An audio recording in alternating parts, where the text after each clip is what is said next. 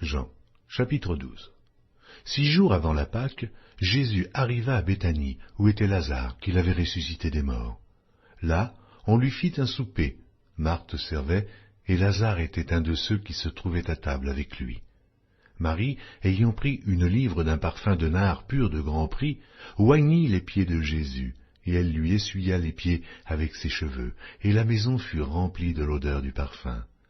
Un de ses disciples, Judas Iscario, fils de Simon, celui qui devait le livrer, dit « Pourquoi n'a-t-on pas vendu ce parfum 300 deniers pour les donner aux pauvres ?» Il disait cela, non qu'il se mît en peine des pauvres, mais parce qu'il était voleur, et que, tenant la bourse, il prenait ce qu'on y mettait. Mais Jésus dit « Laissez-la garder ce parfum pour le jour de ma sépulture. Vous avez toujours les pauvres avec vous, mais vous ne m'avez pas toujours. » Une grande multitude de Juifs apprirent que Jésus était à Béthanie, et ils y vinrent, non pas seulement à cause de lui, mais aussi pour voir Lazare, qu'il avait ressuscité des morts. Les principaux sacrificateurs délibérèrent de faire mourir aussi Lazare, parce que beaucoup de Juifs se retiraient d'eux à cause de lui et croyaient en Jésus. Le lendemain, une foule nombreuse de gens venus à la fête, ayant entendu dire que Jésus se rendait à Jérusalem, prirent des branches de palmier, et allèrent au-devant de lui en criant « Hosanna! Hosanna! Béni soit celui qui vient au nom du Seigneur, le roi d'Israël !» Jésus trouva un ânon et s'assit dessus, selon qu'il est écrit « Ne crains point, fille de Sion, voici, ton roi vient, assis sur le petit d'une ânesse. » Ses disciples ne comprirent pas d'abord ces choses, mais, lorsque Jésus eut été glorifié, ils se souvinrent qu'elles étaient écrites de lui, et qu'il les avait accomplies à son égard. Tous ceux qui étaient avec Jésus quand il appela Lazare du sépulcre et le ressuscita des morts lui rendaient témoignage, et la foule vint au-devant de lui parce qu'elle avait appris qu'il avait fait ce miracle. Les pharisiens se dirent donc les uns aux autres, « Vous voyez que vous ne gagnez rien, voici, le monde est allé auprès de lui. » Quelques Grecs du nombre de ceux qui étaient montés pour adorer pendant la fête s'adressèrent à Philippe, de Bethsaïda en Galilée, et lui dirent avec instance, « Seigneur, nous voudrions voir Jésus. » Philippe alla le dire à André, puis André et Philippe le dirent à Jésus. Jésus leur répondit, « L'heure est venue où le Fils de l'homme doit être glorifié.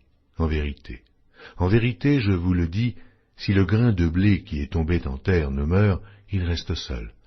Mais, s'il meurt, il porte beaucoup de fruits. Celui qui aime sa vie la perdra, et celui qui hait sa vie dans ce monde la conservera pour la vie éternelle.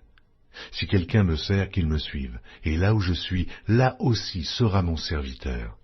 Si quelqu'un me sert, le Père l'honorera. Maintenant mon âme est troublée, et que dirai-je? Père, délivre-moi de cette heure, mais c'est pour cela que je suis venu jusqu'à cette heure. Père, glorifie ton nom. Et une voix du ciel vint, « Je l'ai glorifié, et je le glorifierai encore. » La foule qui était là et qui avait entendu disait que c'était un tonnerre. D'autres disaient, « Un ange lui a parlé. » Jésus dit, « Ce n'est pas à cause de moi que cette voix s'est fait entendre, c'est à cause de vous. Maintenant a lieu le jugement de ce monde. Maintenant le prince de ce monde sera jeté dehors. Et moi, quand j'aurai été élevé de la terre, j'attirerai tous les hommes à moi. » En parlant ainsi, il indiquait de quelle mort il devait mourir. La foule lui répondit, « Nous avons appris par la loi que le Christ demeure éternellement. Comment donc dis-tu, il faut que le Fils de l'homme soit élevé?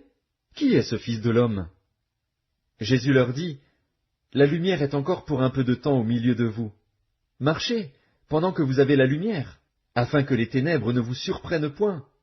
Celui qui marche dans les ténèbres ne sait où il va. Pendant que vous avez la lumière, croyez en la lumière, afin que vous soyez des enfants de lumière. » Jésus dit ces choses, puis il s'en alla et se cacha loin d'eux.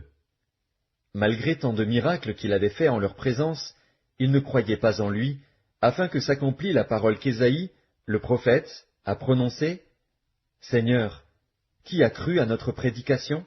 Et à qui le bras du Seigneur a-t-il été révélé ?»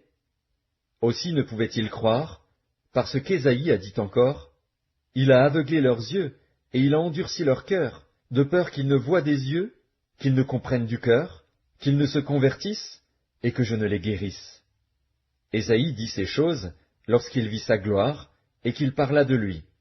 Cependant, même parmi les chefs, plusieurs crurent en lui. Mais, à cause des pharisiens, ils n'en faisaient pas l'aveu, dans la crainte d'être exclus de la synagogue. Car ils aimèrent la gloire des hommes plus que la gloire de Dieu. Or, Jésus s'était écrié, « Celui qui croit en moi croit, non pas en moi, mais en celui qui m'a envoyé. Et celui qui me voit, voit celui qui m'a envoyé. Je suis venu comme une lumière dans le monde, afin que quiconque croit en moi ne demeure pas dans les ténèbres. Si quelqu'un entend mes paroles et ne les garde point, ce n'est pas moi qui le juge, car je suis venu non pour juger le monde, mais pour sauver le monde. Celui qui me rejette et qui ne reçoit pas mes paroles à son juge, la parole que j'ai annoncée, c'est elle qui le jugera au dernier jour. Car je n'ai point parlé de moi-même, mais le Père, qui m'a envoyé, m'a prescrit lui-même ce que je dois dire et annoncer. Et je sais que son commandement est la vie éternelle. C'est pourquoi les choses que je dis, je les dis comme le Père me les a dites.